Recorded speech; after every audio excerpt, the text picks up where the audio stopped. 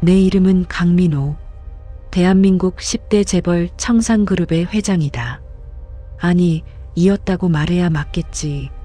오늘 아침 난 30년 만에 처음으로 낡은 옷을 입고 거울을 봤다. 면도도 안 한 얼굴, 때 묻은 재킷, 구멍난 운동화. 비서실장 박 부장이 어제 밤늦게까지 준비한 완벽한 노숙자 코스프레였다. 회장님, 정말 이러셔야 합니까? 박 부장의 걱정 어린 눈빛이 아직도 눈에 선하다. 하지만 난 고개를 끄덕였다. 내 딸 지연이가 사랑한다는 그 남자, 은행원 이준혁. 겉으로 보기엔 완벽해 보였다. 명문대 출신, 착실한 성품, 괜찮은 외모. 하지만 난 알고 있다. 사람의 진짜 모습은 약자를 대할 때 드러난다는 것을. 20년 전 내가 사업 초기에 겪었던 그 쓰라린 기억. 지연이 엄마가 백혈병으로 쓰러졌을 때 은행 대출을 받으러 갔던 그날. 그때 나를 대했던 은행원의 차가운 시선과 말투를 난 평생 잊을 수 없다. 담보가 부족하시네요. 이런 상황에서 대출은 무리입니다. 그의 얼굴엔 한 점의 동정심도 없었다. 결국 나는 사채를 쓸 수밖에 없었고 아내는 제때 치료를 받지 못했다. 그래서 난 다짐했다. 내 딸의 배우자는 반드시 따뜻한 마음을 가진 사람이어야 한다고. 아내가 죽고 난 후 혼자 지연이를 키우면서 지연이한테는 절대로 돈에 대한 서름을 맛보게 하고 싶지 않았다. 나는 그때부터 닥치는 대로 뭐든 열심히 일을 했다. 다행히 지금은 어느 정도 사는 것처럼 살 수 있는 위치가 되었다. 돈이 없어도 권력이 없어도 사람을 사람으로 대할 줄 아는 사람이어야 한다고. 오전 10시 나는 강남의 한 은행 지점 앞에 섰다. 지연이가 말했던 그곳, 이준혁이 근무하는 은행이었다. 내부 은행 안은 월요일 아침답게 붐볐다. VIP 고객으로 보이는 신사가 직원의 안내를 받아 특별 상담실로 들어가고 젊은 직장인들은 ATM 앞에 줄을 서 있었다. 그리고 나 강민호는 낡은 옷을 입고 창구 앞에 섰다. 다음 분 3번 창구로 오세요. 전광판에 내 번호가 떴다. 3번 창구. 그곳에 이준혁이 앉아 있었다. 과연 이 청년은 노숙자 행색의 나를 어떻게 대할까? 20년 전 그 차가운 은행원처럼 대할까? 아니면 준혁 씨는 생각보다 젊어 보였다. 30 초반쯤 됐을까? 단정한 헤어스타일에 똑 부러진 인상. 명찰에는 대리 이준혁이라고 적혀 있었다. 나는 천천히 그의 창구 앞으로 걸어갔다. 일부러 비틀거리는 걸음걸이로. 내 옆을 지나가던 한 여성 고객이 인상을 찌푸리며 비켜섰다. 에휴, 왜 이런 사람이 은행에. 들리는 듯 마는 듯한 그녀의 중얼거림. 하지만 난 신경 쓰지 않았다. 오히려 더 자연스럽게 연기할 수 있었다. 이준혁의 반응 어서 오십시오. 준혁의 목소리는 예상외로 따뜻했다. 그는 일어나서 가볍게 고개를 숙였다. 내 차림새를 보고도 표정 하나 변하지 않았다. 무엇을 도와드릴까요? 저 통장을 만들고 싶은데요. 나는 일부러 떨리는 목소리로 말했다. 호주머니에서 구겨진 신분증과 5만 원짜리 지폐 한 장을 꺼냈다. 이것밖에 없어요. 그래도 통장 만들 수 있을까요? 다른 창구의 한 직원이 이쪽을 흘끗 쳐다봤다. 그녀의 눈빛에는 명백한 불편함이 담겨 있었다. 하지만 준혁은 달랐다. 네, 물론입니다. 어르신. 그는 자연스럽게 신분증을 받았다. 그리고 놀라운 일이 일어났다. 혹시 손 씻으시겠어요? 화장실은 저쪽입니다. 제가 물티슈도 가져다 드릴까요? 내 손이 더러웠던 것을 눈치챈 것이다. 하지만 그의 말투에는 경멸이 아닌 진심 어린 배려가 담겨 있었다. 순간 가슴이 뜨거워졌다. 이건 매뉴얼에 있는 친절이 아니었다. 진짜 사람을 대하는 태도였다.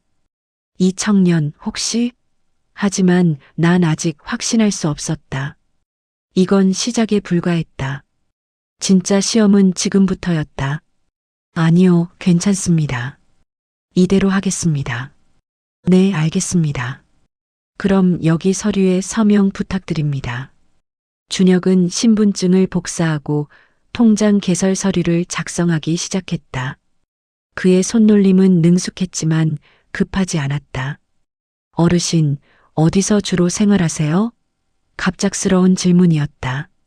하지만 목소리에는 호기심이 아닌 걱정이 묻어났다. 저, 서울역 근처에서. 요즘 날씨가 많이 추워졌는데 혹시 필요하신 게 있으시면 말씀하세요. 제가 아는 복지관 연락처를 알려드릴 수 있습니다. 이 청년은 단순히 친절한 게 아니었다. 진심으로 나를 걱정하고 있었다. 하지만 진짜 시험은 지금부터다. 과연 이 따뜻함이 끝까지 지속될까? 통장 개설이 거의 끝나갈 무렵 난 슬그머니 다음 단계로 넘어갔다. 이제 진짜 시험이야. 나는 가방에서 또 다른 구겨진 종이 봉투를 꺼냈다. 안에는 현금 500만 원이 들어 있었다. 모두 10,000원짜리와 5,000원짜리 지폐들이었다. 이것도 입금하고 싶은데요. 준혁의 눈이 약간 커졌다. 당연한 반응이었다. 노숙자처럼 보이는 사람이 갑자기 500만 원을 꺼낸 것이다. 아, 네. 잠시만요. 그는 잠시 당황한 듯 했지만 곧 침착하게 돈을 세기 시작했다. 바로 그때 옆 창구에 김 과장이 끼어들었다. 준혁 대리 잠깐. 김 과장은 50대 중반의 베테랑 은행원이었다. 그는 준혁을 옆으로 불러 작은 목소리로 말했다. 하지만 내 귀에는 다 들렸다. 이 어르신, 어디서 이런 돈을 구했는지 확인해 봐야 하는 거 아니야? 요즘 보이스피싱이나 사기 사건도 많잖아. 자칫 잘못하면 우리가 연루될 수도 있어. 김 과장의 말에도 일리는 있었다. 하지만 그 말투와 눈빛에는 분명한 편견이 담겨 있었다. 노숙자가 이런 큰 돈을 가질 리 없다. 뭔가 수상하다. 그런 생각이 역력했다. 이건 20년 전 내가 겪었던 그 시선과 똑같았다. 준혁은 잠시 고민하는 듯했다. 김 과장의 말도 틀린 건 아니었으니까. 하지만 그의 다음 행동이 나를 놀라게 했다. 과장님 말씀도 맞지만 일단 정중하게 여쭤보겠습니다. 그는 다시 내 앞으로 돌아왔다. 어르신 실례지만 이 돈의 출처를 여쭤봐도 될까요?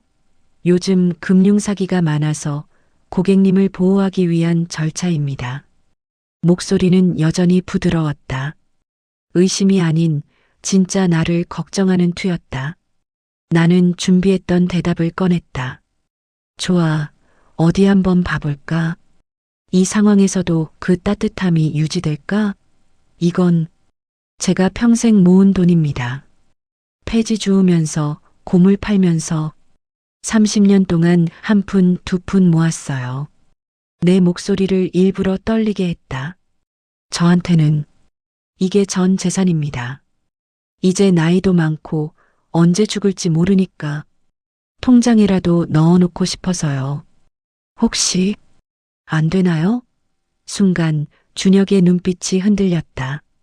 그 눈에는 동정이 아닌 진심 어린 존경이 담겨 있었다. 아닙니다, 어르신. 30년 동안 이렇게 모으셨다니 정말 대단하십니다. 그는 고개를 숙이며 돈을 세기 시작했다. 구겨지고 낡은 지폐들을 하나하나 정성스럽게. 하지만 이때 내가 예상하지 못한 일이 벌어졌다. 김 과장이 지점장을 불러온 것이다. 과연 이 상황은 어떻게 전개될까? 지점장 최연수, 45세. 이 은행에서 20년 넘게 근무한 베테랑이었다. 그는 김 과장의 귓속말을 듣고는 심각한 표정으로 다가왔다. 자, 이제 진짜 시험이다. 이 청년이 어떻게 반응하는지 봐야지. 준혁 대리, 이리로 좀. 최 지점장은 준혁을 저쪽으로 불렀다. 나는 들리는 척하지 않았지만 그들의 대화는 다 들렸다. 이 고객, 정말 괜찮은 거야? 500만 원이면 작은 돈이 아니야. 자칫 잘못하면 나중에 분쟁이 생길 수도 있어. 지점장님, 제가 확인해 봤는데 어르신 말씀이 진실인 것 같습니다. 그게 무슨 소리야? 어떻게 확인했는데? 어르신 손을 보니까 오랜 시간 일하신 흔적이 역력했습니다. 그리고 지폐들도 오래된 것들이 많았고요. 2000년대 초반 지폐도 있었습니다. 나는 깜짝 놀랐다. 이 청년은 단순히 친절한 게 아니었다. 관찰력도 뛰어났다. 하지만 최 지점장은 쉽게 설득되지 않았다. 그래도 불안하니까 본부에 보고하고 진행하자고. 일단 오늘은 입금을 보류하고. 지점장님, 준혁의 목소리가 약간 강해졌다. 어르신이 30년 동안 모은 돈입니다. 하루라도 빨리 안전하게 보관해 드려야 하지 않을까요? 계속 현금으로 갖고 계시면 더 위험합니다. 하지만 규정도 중요하지만 고객의 안전이 더 중요하지 않을까요? 그 순간 난 결심했다. 이 청년은 합격이다. 하지만 아직 끝이 아니었다. 나는 마지막 시험을 준비했다. 최 지점장은 결국 한숨을 쉬며 돌아갔다. 알았어. 하지만 책임은 내가 지는 거야. 네, 알겠습니다. 준혁은 다시 내 앞으로 왔다. 어르신, 오래 기다리셨죠? 죄송합니다. 지금 바로 입금 도와드리겠습니다. 그가 돈을 다 세고 입금 절차를 진행하는 동안 나는 마지막 카드를 꺼냈다. 준혁 씨, 네, 어르신. 저 같은 사람도 대출 받을 수 있나요? 순간 은행 안이 조용해졌다. 준혁의 표정이 굳었다. 이건 정말 난감한 요청이었다. 노숙자에게 대출을? 과연 그는 어떻게 반응할까? 대출. 나도 알고 있었다. 이건 무리한 요구라는 걸. 담보도 없고 소득 증빙도 안 되는 노숙자에게 은행이 돈을 빌려줄 리 없다. 하지만 난 20년 전 그날을 떠올렸다. 아내가 쓰러진 그날, 은행에서 거절당했던 그 순간을. 이 청년은 어떻게 거절할까? 차갑게? 아니면. 준혁은 잠시 고민하는 듯했다. 그의 눈빛이 복잡하게 흔들렸다. 어르신, 실례지만 대출이 필요하신 이유를 여쭤봐도 될까요? 저 병원에 가야 해서요. 요즘 자꾸 가슴이 아파요. 근데 돈이 없어서. 나는 일부러 가슴을 움켜쥐었다. 이 돈은 제 장례비로 남겨둬야 해서 건드리고 싶지 않거든요. 자식들한테 패 끼치고 싶지 않아서요. 이건 사실 연기였지만 말하는 동안 진짜 그 시절이 떠올랐다. 아내를 위해 사채를 쓸 수밖에 없었던 그날. 준혁의 눈이 붉어졌다. 그는 잠시 말을 잇지 못했다. 어르신, 죄송하지만 은행 대출은 소득 증빙이 필요해서 어르신 상황으로는 어렵습니다. 역시 예상했던 대답이었다. 하지만 그의 다음 행동이 나를 놀라게 했다. 대신 제가 다른 방법을 찾아드리겠습니다. 네, 서울역 근처에 무료 진료소가 있습니다. 거기 원장님이 제 대학 선배님이세요. 제가 연락드려서 꼭 진료 받으실 수 있게 해드리겠습니다. 그는 명함을 꺼내 뒷면에 뭔가를 적기 시작했다. 여기 이 전화번호로 연락하시고 이준혁 대리 소개라고 하세요. 그리고 이건. 그는 주머니에서 자기 지갑을 꺼냈다. 그리고 그 안에서 10만 원을 꺼내 내 손에 쥐어줬다. 이건 제 개인적으로 드리는 겁니다. 병원 가시고 약 드시는데 쓰세요. 나중에 갚으실 필요 없습니다. 순간 내 눈에서 진짜 눈물이 났다. 연기가 아니었다. 이 청년은 20년 전 내가 간절히 바랐던 그 사람이었다. 은행원이기 전의 사람이었다. 준혁 씨, 고맙습니다. 정말 고맙습니다. 내 목소리가 떨렸다. 이번엔 진짜였다. 그때 갑자기 은행 안이 술렁이기 시작했다. 저 사람 누구 아니야? 얼굴이 낯익은데. 한 여성 고객이 휴대폰을 들여다보더니 놀란 표정으로 말했다. 어머, 저 사람. 청산그룹 강민호 회장 아니야? 이제 정체가 드러났다. 과연 준혁은 어떤 반응을 보일까? 그리고 이 모든 게 시험이었다는 걸 알게 된다면? 은행 안이 순식간에 소란스러워졌다. 사람들이 하나둘 내 주변으로 모여들었다. 준혁은 당황한 표정으로 나를 쳐다봤다. 그의 눈에는 혼란이 가득했다. 이제 털어놓을 시간이야. 모두들 죄송합니다. 나는 천천히 일어났다. 그리고 준혁을 똑바로 쳐다봤다. 준혁 씨, 제가 누군지 이제 아시겠죠? 회장님, 이게 대체... 준혁의 얼굴이 하얗게 질렸다. 제가 연기를 했습니다. 하지만 이유가 있었어요. 나는 주머니에서 깨끗한 손수건을 꺼내 얼굴을 닦았다. 준혁 씨, 당신이 제 딸 지연이를 사랑한다고 들었습니다. 네, 지연이를? 네, 강지연, 제 딸입니다.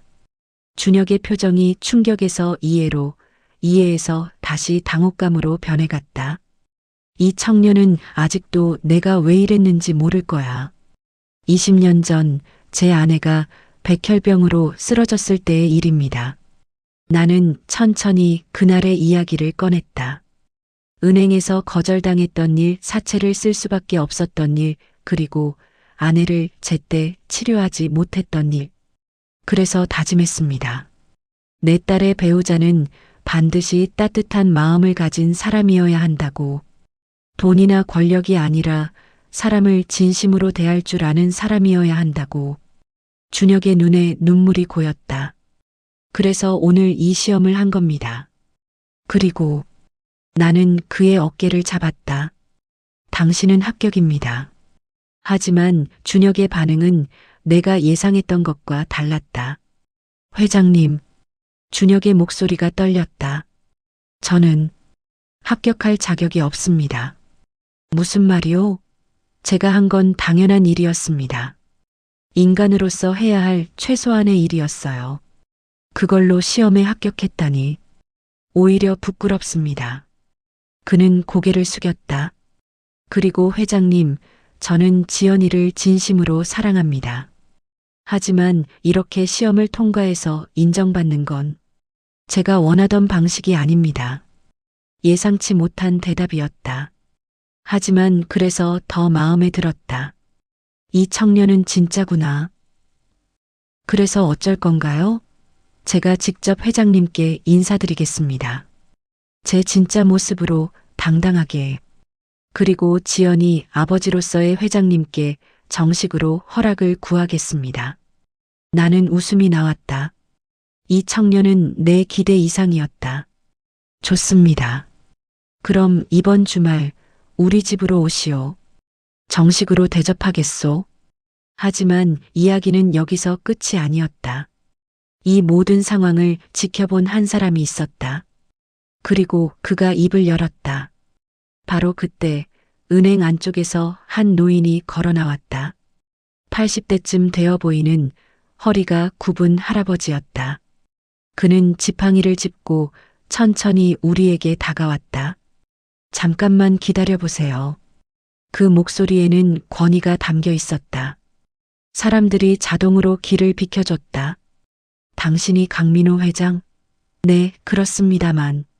나는 이철수라고 하오. 청산은행 창립자요. 나레이션 순간 나는 깨달았다.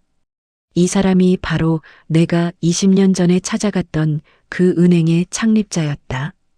아내의 대출을 거절했던 바로 그 은행. 회장, 20년 전 일 기억하시오. 네. 그때 당신에게 대출을 거절했던 사람이 바로 나요. 은행 안이 다시 술렁였다. 준혁도 놀란 표정으로 이철수 회장을 쳐다봤다. 나는 그날 이후로 단 하루도 편히 잔 적이 없소. 당신의 그 절박한 눈빛을 평생 잊을 수가 없었소. 이철수 회장의 목소리가 떨렸다. 나중에 당신 부인이 돌아가셨다는 소식을 들었소. 그리고 당신이 사채를 썼다는 것도 내가 그때 대출을 해줬더라면 당신 부인이 제때 치료를 받을 수 있었을 텐데 나는 말문이 막혔다. 20년 동안 나는 그를 원망했다. 하지만 그 역시 20년 동안 괴로워했던 것이다. 그래서 나는 우리 은행에 특별 규정을 만들었소. 어려운 사람을 더 따뜻하게 대하라. 그게 우리 은행의 첫 번째 원칙이 되었소. 이철수 회장이 준혁을 쳐다봤다. 이 젊은이가 오늘 보여준 모습, 그게 바로 내가 우리 직원들에게 가르치고 싶었던 거요. 규정보다 사람이 먼저라는 것. 그는 준혁에게 다가가 손을 내밀었다. 젊은이, 고맙소. 당신이 오늘 보여준 것이 진짜 은행원의 모습이요.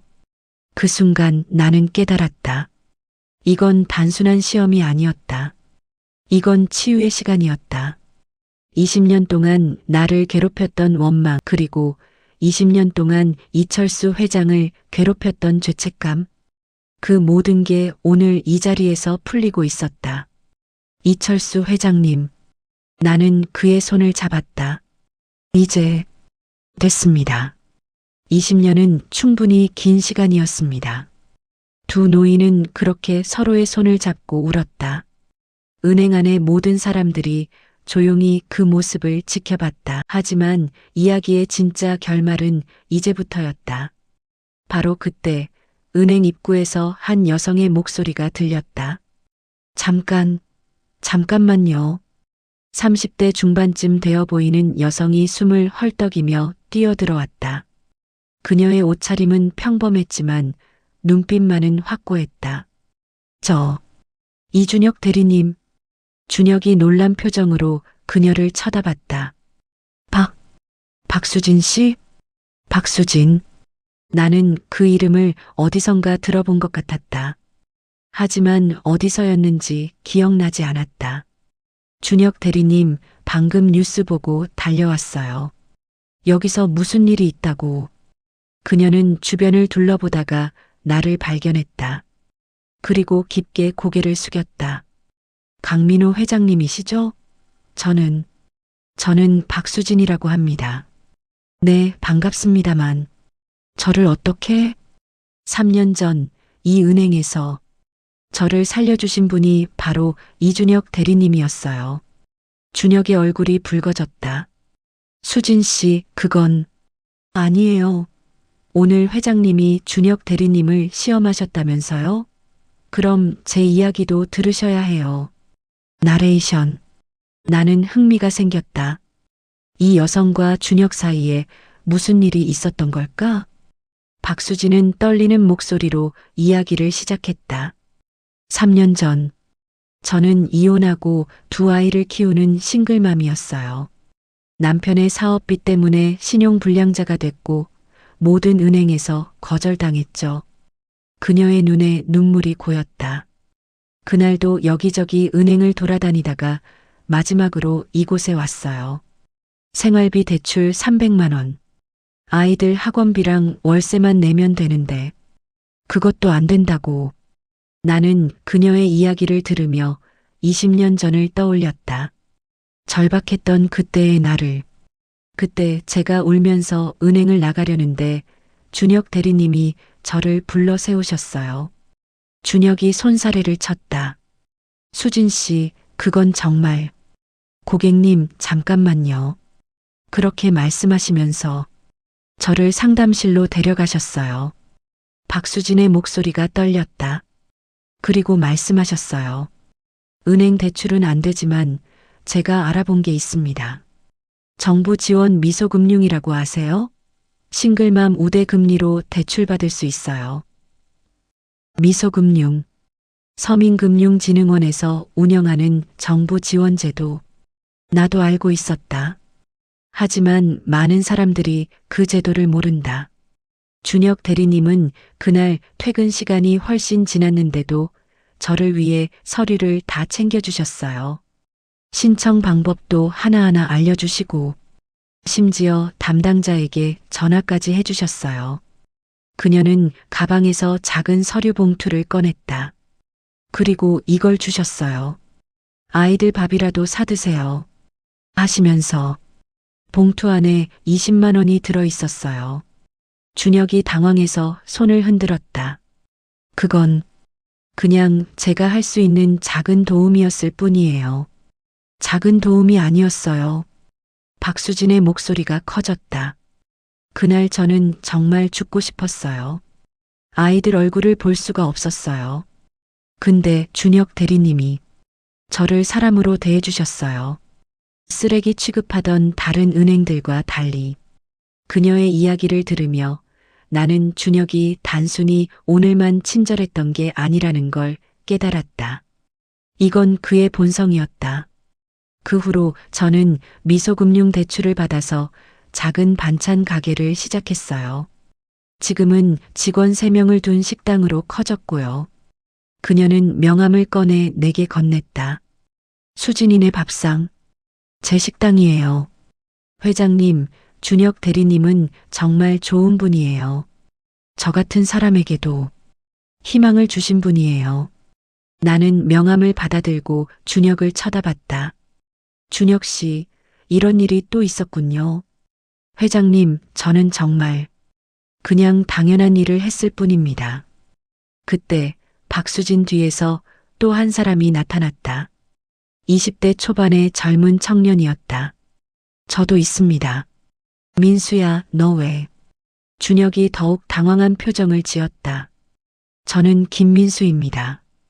2년 전 사업 실패로 신용불량자가 된 아버지와 함께 이 은행에 왔었어요.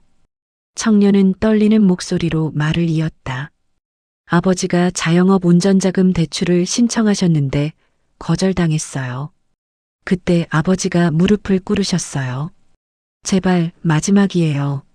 하시면서 은행 안이 다시 조용해졌다. 모두가 그 청년의 이야기에 귀를 기울였다. 다른 직원들은 아버지를 일으켜 세우기만 했어요. 근데 준혁 대리님은 달랐어요. 민수 씨, 준혁 대리님도 무릎을 꿇으셨어요. 아버지 앞에서. 순간 은행 안에서 탄성이 터져 나왔다.